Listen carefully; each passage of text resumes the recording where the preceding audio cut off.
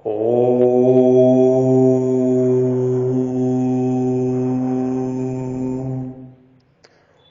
श्री परमात्मने नमः।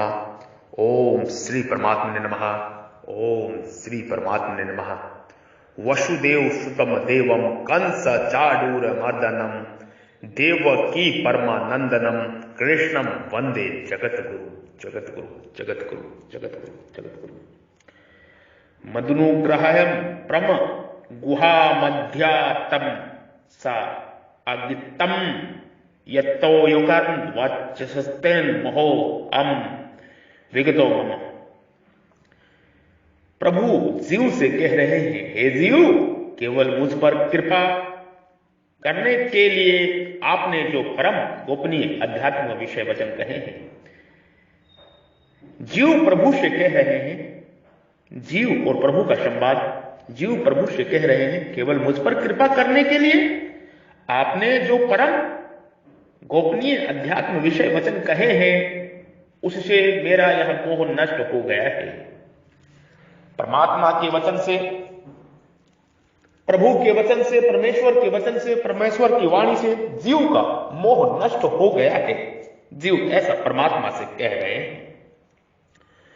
प्रभु की कृपा का अनुभव करके जीव भाव विभोर हो उठे और कृपा का रहस्य प्रकट करने के लिए जब अत्यधिक प्रसन्नता से बोले, तब नियम का ख्याल न रहने से यह अक्षरों का आया है, जबकि अनुष्टम अक्षरों के ही आए हैं। प्रसन्नता होने पर नियम का ध्यान नहीं रहता। तात्पर्य है कि अत्यधिक प्रसन्नता होने पर नियम का ध्यान नहीं रहता। इस चीज को जानना होगा। जब कोई अत्यधिक प्रसन्न हो जाता है तो उसको नियम का ध्यान नहीं रहता।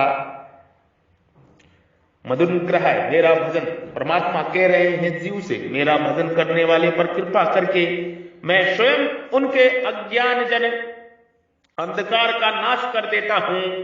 यह बात प्रभु ने केवल कृपा परवश होकर कही। इस बात का जीव पर बड़ा प्रभाव पड़ा, जिससे जीव भगवान की स्तुति करने लगे। ऐसी स्थिति उन्होंने पहले कहीं नहीं की, कभी नहीं की। उसकी लक्ष्य करके जीव यह कहते हैं कि केवल मेरे पर कृपा करने के लिए ही आपने ऐसी बात कही है। जीव परमात्मा से कहते हैं कि मेरे पे कृपा करने के लिए आपने ये सारा ब्रह्म वचन हमें ऐसी बात कही है। हे प्रभु, मैं आपका सेवक, मैं आपका दास, मैं आपका मित्र, परम गुहा अपनी प्रधान विभूतियों को कहने के बाद भगवान ने अंत में अपनी ओर से कहा है कि मैं अपने किसी अंश में संपूर्ण जगत को, अनंत कोटि ब्रह्मांड को व्याप्त करके स्थित हूं। परमात्मा जीव से साफ साफ कह रहे हैं कि मैं अपने किसी एक अंश में अनंत ब्रह्मांड को, अनंत कोटि ब्रह्मांडों को व्याप्त करके स्थित हूं। अर्थात भगवान ने खुद अपना परिचय दिया कि मैं कैसा हूं। इसी बात को जीव परम गोपनीय मानते हैं। परमात्मा जीव से कह रहे हैं, मेरा स्वरूप समझ। मैं अपने किसी अंश में संपूर्ण जगत को, अनंत कोटि ब्रह्मांडों को व्याप्त करके स्थित हूं। अर्थात भगवान ने खुद अपना परिचय दिया है कि मैं कैसा हूं। इसी बात को जीव परम गोपनीय मानते हैं और यह बात परम गोपनीय है भी। ऐसा तो पहले भगवान ने जो कुछ कहा है, यह सब कृपा परवश होकर ही कहा है। तो वास्तव में भगवान की संपूर्ण क्रियाओं में कृपा भरी रहती है, पर मनुष्य उसे पहचानता नहीं है। भगवान की कृपा को पहचानने पर भागवत तत्व का अनुभव बहुत सुगमता से और शीघ्रता से हो जाता है। जीव लक्ष्य भी जब भागवत कृपा की ओर जाता है, तब वे विभोर होकर कह उठते हैं कि आपकी कृपा से मेरा मोह नष्ट हो गया प्रभु। हे परम परमेश्वर, हे ईश्वर, हे सर्वज्ञ प्रभु, आपकी कृपा से मेरा मोह नष्ट हो गया। आपकी कृपा से मेरा मोह नष्ट हो गया। आपकी कृपा से मेरा मोह नष्ट हो गया। प्रभु ने कहा था कि जो मेरी विभूति और योग को तत्व से जानता है, अर्थात संपूर्ण विभूतियों के मूल में भगवान ही है, संपूर्ण विभूतियों के मूल में भगवान ही है। प्रभु ने कहा जीव से, जो मेरी विभूति और योग को तत्व से जानता है, जो मेरी विभूति और योग को तत्व से जानता है, अर्थात संपूर्ण विभूतियों के मूल में प्रभु ही है और संपूर्ण विभूतियां प्रभु की सामर्थ्य से ही प्रकट होती है तथा अंत में परमात्मा में ही लीन हो जाती है, ऐसा तत्व से जानता है, वह अविचल भक्ति योग से युक्त हो जाता है। इसी बात को जीव अध्यात्म संगीत मान रहे हैं। अविचल भक्ति प्रकट हो जाती है, अविचल भक्ति प्राप्त हो जाती है जीव को, जो इस तरह से जानता है। संपूर्ण विभूतियां प्रभु की सामर्थ्य से ही प्रकट होती हैं और अंत में भगवान में ही लीन हो जाती हैं, ऐसा तत्व से जानता है, वह अविचल भक्ति योग से युक्त हो जाता है। इस बात को जीव अध्यात्म संगीत मान रहे हैं। यतत्वयक्तावतस्तः मोहम्मा विरक्तो ममा, संपूर्ण जगत परमात्मा के, परमेश्वर के, ईश्वर के, प्रभु के किसी एक अंश में है। इस बात पर पहले जीव की दृष्टि नहीं थी और वे स्वयं इस बात को जानते भी नहीं थे। यही उसका मोह था, यही उसका मोह था। परंतु जब प्रभु ने कहा कि संपूर्ण जगत को अपने एक अंश में व्याप्त करके मैं तेरे सामने बैठा हूं, तब जीव की इस तरफ दृष्टि गई कि परमेश्वर कितने विलक्षण है, प्रभु कितने विलक्षण है, परमात्मा कितने विलक्षण है, भगवान कितने विलक्षण है, ईश्वर कितने विलक्षण हैं। उनके किसी एक अंश में अनंत सृष्टियां उत्पन्न होती हैं, उनके किसी एक अंश में अनंत सृष्टियां उत्पन्न होती हैं, उसमें स्थित रहती हैं और उसी में लीन हो जाती हैं, उसमें स्थित रहती हैं और उसी में लीन हो जाती हैं और वे वैसे के वैसे रहते हैं। इस मोह के नष्ट होते ही जीव को यह ख्याल आया कि पहले जो मैं इस बात को नहीं जानता था, वह मेरा मोह ही था, वह मेरा मोह ही था। इसलिए जीव यहां अपनी दृष्टि से कहते हैं कि प्रभु, भगवान, ईश्वर, परमेश्वर, मेरा यह मोह सर्वथा चला गया है। परंतु ऐसा कहने पर भी भगवान ने इसको जीव के मोह नाश को स्वीकार नहीं किया है, क्योंकि आगे प्रभु ने जीव से कहा है कि तेरे को व्यथा और मूढ़ भाव मोह नहीं होना चाहिए। मां ते विविधता माता विमूढ़ भावा। जीव कहते हैं कि अपने जो वचन कहे हैं वे केवल मेरे पर कृपा करके ही कहे हैं, अपनी विविधता बताने के लिए नहीं। इसमें केवल कृपा के अलावा और कोई हेतु नहीं है। संपूर्ण प्राणियों के आदि मध्य तथा अंत में मैं ही हूं। मैं ही संपूर्ण प्राणियों का बीज हूं। ऐश्वर्य, शोभा और बल से युक्त प्रत्येक वस्तु को मेरे ही योग के अंश से उत्पन्न हुआ समझो। मैं अपने एक अंश से संपूर्ण जगत को, प्रभु कह रहे हैं जीव से, मैं अपने एक अंश से संपूर्ण जगत को व्याप्त करके स्थित हूं। इन वचनों को सुनने से जीव को ऐसा लगा कि मेरा मोह नष्ट हो गया, परंतु वास्तव में उसका आंशिक मोह नष्ट हुआ है, पूरा मोह नष्ट नहीं हुआ है। वास्तव में जीव का आंशिक मोह नष्ट हुआ है, पूरा मोह नहीं नष्ट हुआ है। मोह कैसे नष्ट हो गया, इस पे हम चर्चा करेंगे। मोह कैसे नष्ट हो गया। भवाप्ययोगो हि भूतानां स्रोतो विस्तारस्सो मया तत्तवत् कमल पत्राच्छ महातप्यमपि च भव्यम्। क्योंकि हे कमल नयन, जीव कह रहा है कि क्योंकि हे कमल नयन, संपूर्ण प्राणियों की उत्पत्ति तथा विनाश मैंने विस्तार पूर्वक आपसे ही सुने हैं और आपका अविनाशी महात्म्य भी सुना है।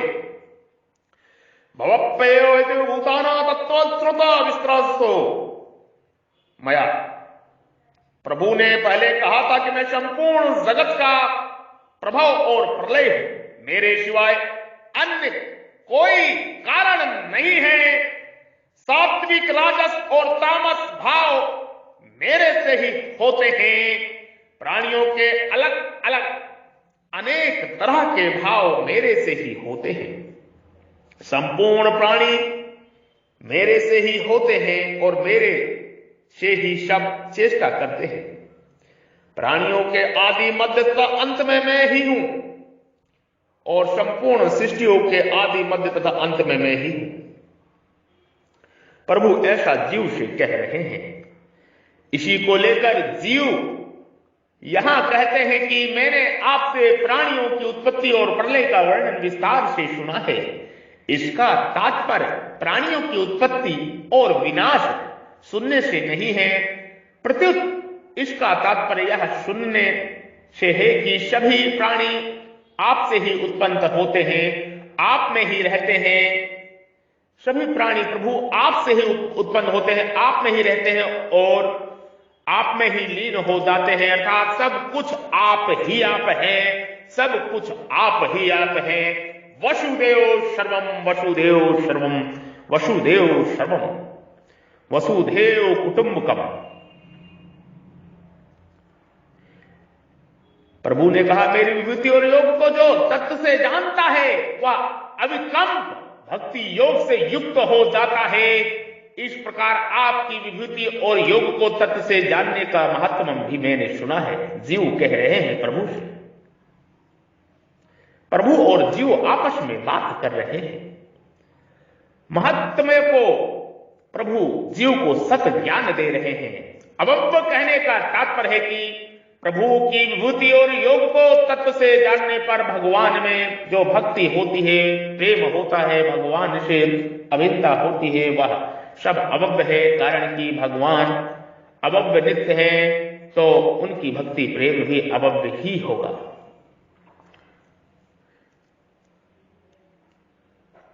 जीव अपनी दृष्टि से मोह नष्ट होने का कारण बताते हैं। महत्तमं पीचवन्नम।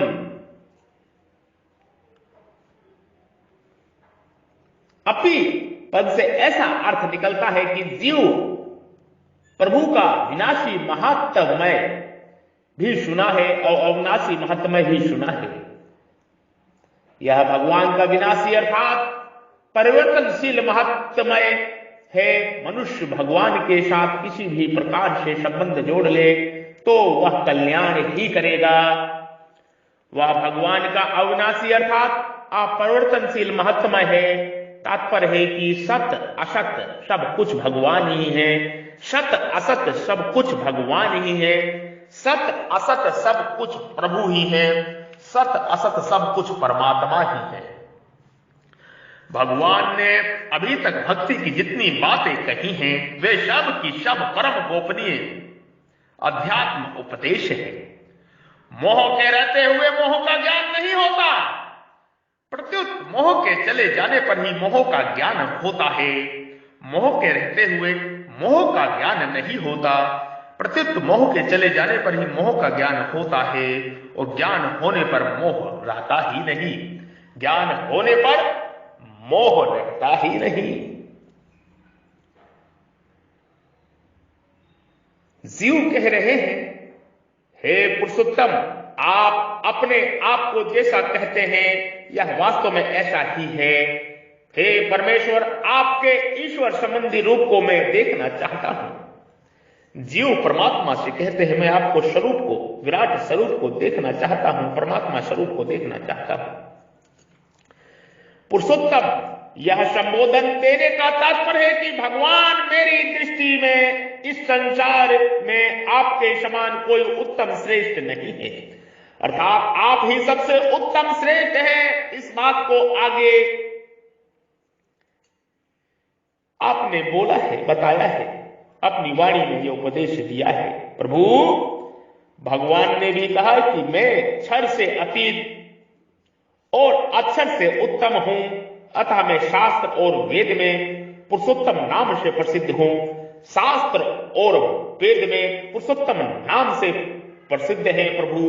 शास्त्र और वेदों में प्रभु का पुरुषोत्तम नाम ही प्रसिद्ध है।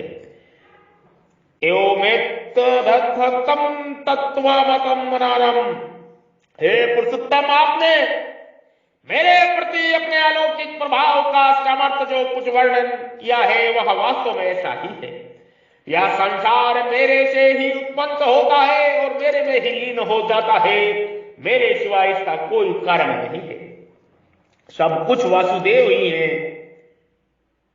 ब्रह्माध्यात्म कर्म, अधिभूत, अधिदेव, अधियज्ञ रूप में प्रभु ही है।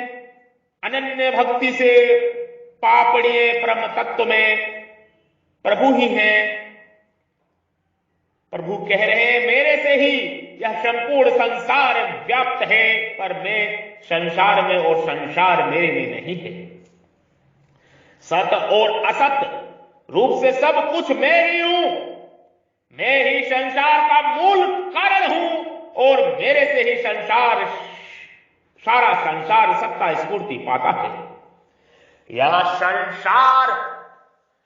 सारा संसार मेरे ही किसी एक अंश में स्थित है।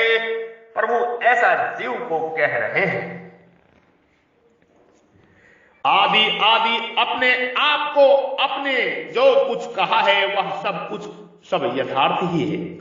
परमेश्वर भगवान के मुख से जीव ने पहले सुना कि मैं ही संपूर्ण प्राणियों का और संपूर्ण लोकों का महान ईश्वर हूं। भूतानमीश्वरप्ति सर्वलोकः महेश्वरम। इसलिए जीव यहां प्रभु के विलक्षण प्रभाव से प्रभावित होकर उनके लिए परमेश्वर संबोधन देते हैं, जिसका तात्पर्य है कि भगवान वास्तव में आप ही परम ईश्वर हैं, आप ही संपूर्ण ऐश्वर्य के मालिक हैं, आप ही परमेश्वर हैं। दृष्टिमिच्छामि ते रूपेश्वरम। जीव कहते हैं कि मैंने आपसे आपका महत्व महासहित प्रभाव सुना लिया है और इस विषय में मेरे हृदय में दृढ़ विश्वास भी हो गया है। संपूर्ण संसार मेरे शरीर के एक अंश में है। इसे सुनकर मेरे मन में आपके उस रूप को देखने की उत्कट लालसा हो रही है। जीव परमात्मा से, परमेश्वर से कह रहे हैं, प्रभु मुझे आपका विराट स्वरूप देखना है। दूसरा यह भाव है कि आप इतने विलक्षण और महान होते हुए भी मेरे साथ कितना स्नेह रखते हैं, कितनी आत्मीयता रखते हैं कि जैसा कहता हूं वैसा ही आप करते हैं और जो कुछ पूछता हूं उसका आप उत्तर देते हैं। इस कारण आपसे कहने का, पूछने का कुछ मात्र भी संकोच ना होने से मेरे मन में आपका यह रूप देखने की बहुत इच्छा हो रही है, जिसके एक अंश में संपूर्ण संसार व्याप्त है। जीव ने कहा था कि आप अपनी पूरी विभूतियां कह दीजिए, बाकी मत रखिए। तो प्रभु ने कहा प्रभु ने विभूतियों का वर्णन करते हुए उपक्रम और उपसंहार में कहा कि मेरी विभूतियों का अंत नहीं है।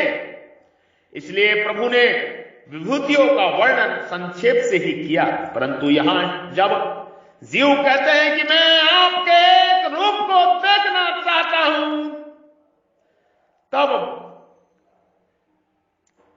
प्रभु आगे कहेंगे कि तू मेरे सैकड़ों हजारों रूपों को देख।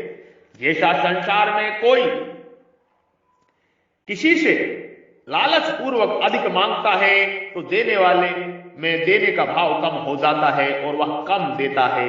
इसके विपरीत यदि कोई संकोच पूर्वक कम मांगता है तो देने वाले का उदारता पूर्वक अधिक देता है। ऐसा ही वहां जीव ने स्पष्ट रूप से कह दिया कि आप सबकी सब विभूतियों कह दीजिए। तो प्रभु ने कहा कि मैं अपनी विभूतियों को संक्षेप से कहूंगा। इस बात को लेकर जीव सावधान हो जाते हैं कि अब मेरे कहने में ऐसी कोई अनुचित बात ना आ जाए। इसलिए जीव यहां संकोच पूर्वक कहते हैं कि अगर मेरे द्वारा आपका विराट रूप देखा जा सकता है तो दिखा दीजिए। जीव के इस संकोच को देखकर प्रभु बड़ी उदारता पूर्वक कहते हैं कि तू मेरे सैकड़ों हजारों रूपों को देख ले। दूसरा भाव यह है कि जीव के रथ में एक जगह बैठे हुए प्रभु ने यहां कहा है कि तू जो मेरे इस शरीर को देख रहा है, इसके किसी एक अंश में संपूर्ण जगत, जिसके अंतर्गत अनंत कोटि ब्रह्मांड व्याप्त है, तात्पर्य है कि भगवान का छोटा सा शरीर और उस शरीर से उस छोटे से शरीर के किसी एक अंश में संपूर्ण जगत, अतः उस एक अंश में स्थित रूप को मैं देखना चाहता हूं। यही जीव के रूपम एक रूप कहने का आश्चर्य मालूम देता है। जीव के कथन का तात्पर्य है कि मैंने आपकी बातों को सुनकर ठीक समझ लिया है और अब उसमें कोई संदेह नहीं रहा है। अब कुछ आप ही है, सब कुछ आप ही है, या ठीक ऐसा ही है। अब केवल आपका ईश्वर संबंधी रूप देखना बाकी रह गया है। उपदेश दो तरह से होता है, कहना और करके दिखाना। प्रभु ने अपने समग्र रूप का वर्णन किया है कि मैं अपने एक अंश से संपूर्ण जगत को व्याप्त करके स्थित हूं। जीव उसी रूप को प्रत्यक्ष दिखाने का प्रार्थना करते हैं प्रभु से। ये प्रभु और जीव का संवाद है, ये ब्रह्म ज्ञान है, ये महान ज्ञान है, ये मोक्ष मुक्ति का ज्ञान है, ये स्वयं के स्वरूप में स्वयं का दर्शन का ज्ञान है। यही ब्रह्म ज्ञान है, यही महान ज्ञान है, मोक्ष मुक्ति का ज्ञान है, स्वयं के स्वरूप में स्वयं का दर्शन का ज्ञान है, परम तत्व को जानने का ज्ञान है, आत्म साक्षात करने का ज्ञान है। गाय गंगा ज्ञात्री जल जंगल और जमीन, प्रकृति जीव परमात्मा की हम सेवा ही हमारा परम कर्तव्य होना चाहिए। इनकी रक्षा सुरक्षा प्रत्येक जीव का कर्तव्य ही नहीं, महान कर्तव्य है। गाय गंगा ज्ञात्री जल जंगल और जमीन इस धरा के मूल प्राण तत्व है। इनकी रक्षा सुरक्षा सेवा प्रत्येक जीव को करना चाहिए। इस धरा पर जीवन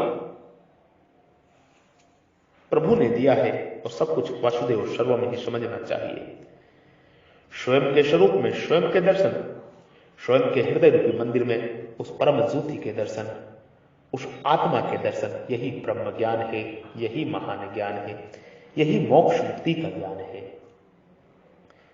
उस विराट प्रभु को अपने हृदय रूपी मंदिर में देख लेना, हृदय रूपी गुहा में, हृदय रूपी गुफा में देख लेना, दर्शन कर लेना उस विराट ज्योति के सूक्ष्म स्वरूप में, तभी जीवन सामर्थ्य होता है, मोक्ष मुक्ति को प्राप्ति होता है, आत्मसात की यात्रा आगे बढ़ती है, जीव मोक्ष मुक्ति को प्राप्त होता है।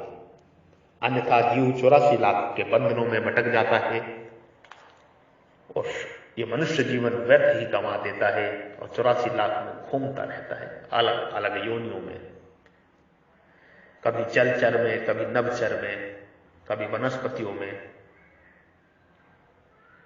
अलग अलग अनेकों योनियों में, अंडज में घूमता रहता है। इसलिए मैं कहता हूं आप सभी ब्रह्म ज्ञान प्राप्त करें, स्वयं के स्वरूप में स्वयं का दर्शन करें, मूलाधार चक्र को जागृत करके श्री गणेश जी को प्रणाम करके उस चक्र में प्रवेश करें।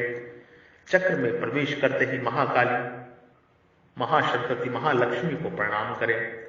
मां भारती, मां सरस्वती, ईडला को प्रणाम करके काली कराली अग्निदेव की जो लपटे हैं, काली कराली जो आपकी जठर अग्नि है, उस ऊर्जा को ऊपर बढ़ते हुए, मणि प्राप्त करते हुए सहस्त्रार चक्र की यात्रा करनी है। कुंडलानी शक्ति जागृत होती रहेगी, यात्रा आगे बढ़ती रहेगी। पृथ्वी लोक से अंतरिक्ष लोक से धूलों की यात्रा होगी और मोक्ष मुक्ति इसी शरीर में, इसी पिंड में संभव है। ओम श्री परमात्मा ने नमः।